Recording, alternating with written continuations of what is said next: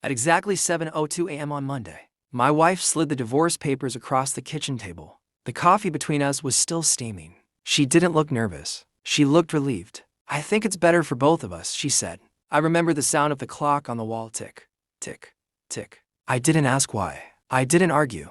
I didn't beg. I picked up the pen and signed my name. Carlos Mendez. Clean, calm, final. Her eyebrows lifted slightly. She had expected resistance. Tears.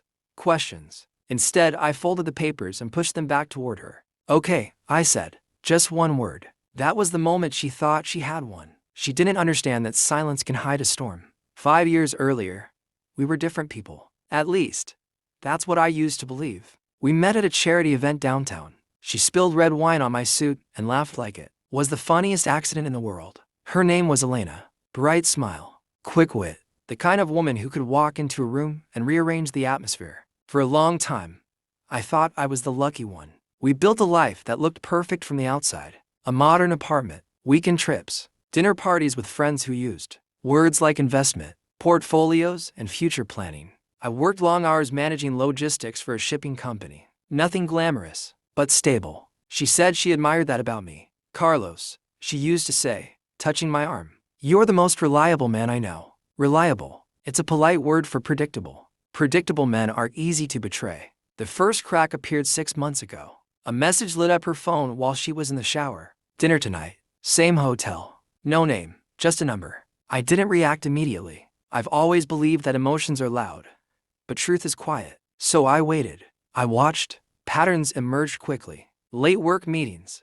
Secretive phone calls on the balcony. A perfume she only wore on Thursdays. Then one night, curiosity became confirmation. I followed her. She didn't notice the gray sedan behind her. She parked outside a hotel 20 minutes away. A man stepped out to greet her. They kissed like they had been doing it for months. Maybe longer. That was the moment something inside me changed. Not rage. Not heartbreak. Clarity. The next morning, I started planning.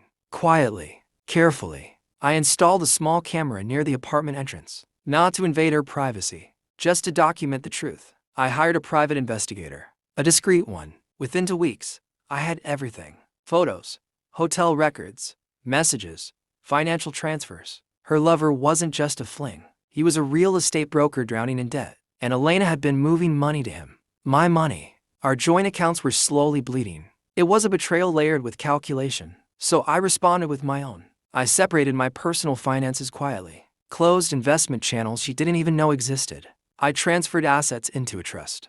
By the time she asked for that divorce on Monday morning, there was nothing left for her to take. She thought she was leaving with half. In reality, she was leaving with smoke. Monday night, she celebrated. I know because the investigators sent me photos. Dinner with the broker. Champagne. Smiles. They looked like to people who believed the future belonged to them. I slept better than I had in months. Friday afternoon, my phone rang. Unknown number. "Mr. Mendez." A man asked. "Yes, my name is Daniel Torres. I'm a lawyer. I'm calling regarding your uncle, Ricardo Mendez." I straightened in my chair. I hadn't spoken to Uncle Ricardo in years. He lived quietly in Argentina. A private man. No wife, no children. "I'm afraid he passed away last week," the lawyer said gently. Silence filled the room. Then he continued. "You are listed as the sole heir to his estate." I assumed it was something modest. A house, maybe. Then he said the number. My uncle had built a shipping empire I never knew existed. The inheritance was worth $12 million. For the first time that week, I laughed. Not loudly. Just a quiet, almost amused sound. Timing is a strange thing. Saturday morning, 6:04 a.m. My phone rang again.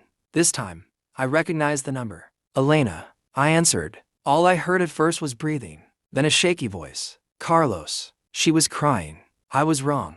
I leaned back in my chair and stared at the sunrise creeping through the window. "About what?"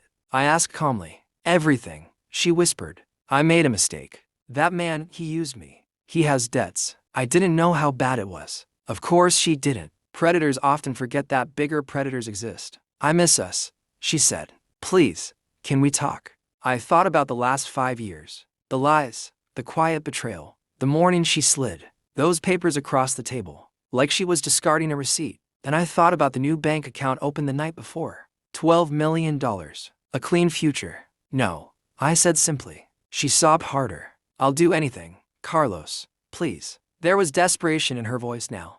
Panic. She had realized something important. She had gambled on the wrong man. And lost. You already did everything, I replied. Silence stretched between us. Then I ended the call. People assume revenge must be loud, explosive, messy. But the most effective revenge is quiet. It's signing the divorce papers without a fight. It's letting someone walk away believing they've won, and then watching the universe close the door behind them. I didn't ruin Elena's life. She did that herself. All I did was step out of the way.